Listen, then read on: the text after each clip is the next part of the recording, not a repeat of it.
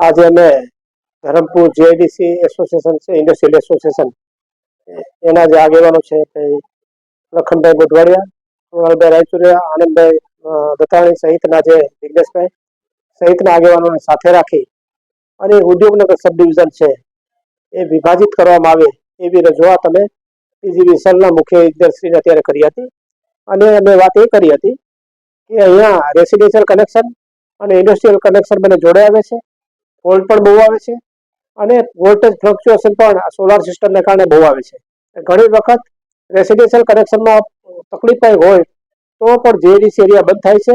એને કારણે પ્રોડક્ટિવિટી પર અને લોકોની રોજગારી પર પણ અસર પડે છે અને ઘણી વખત જે યુનિટો છે બંધ પણ રહે છે.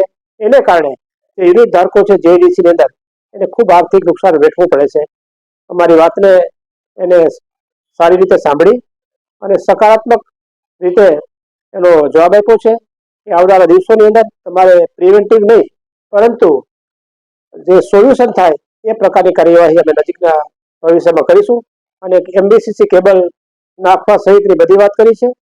એટલે અમને ખાતરી છે કદાચ ઉદ્યોગનગર સબ ડિવિઝનની અંદર જે કંઈ તકલીફો અત્યારે પડે છે એને કારણે જીઆઈડીસીના યુનિટ ધારકોને જે કંઈ તકલીફ પડે છે ભવિષ્યમાં ન પડે એને માટે કંઈ કાર્યવાહી હાથ ઉપર લેવાશે. એ સિવાય ખાસ કરીને બગોદર સબ ડિવિઝનની અંદર પણ ખૂબ મોટો લોડ છે, કોસ્ટલ સબ ડિવિઝનની અંદર પણ ખૂબ મોટો લોડ છે. એટલે બગોદર સબ ડિવિઝનની અંદર પણ નવી સેક્શન ઓફિસ આપવાની અને જે એગ્રીકલ્ચર ફીડરો છે એને એમબીસીસી કેબલમાં કન્વર્ટ કરવા માટેની પણ વાત કરી છે. એને માટે પણ એને સકારાત્મક અમને રિપ્લાય આપ્યો છે.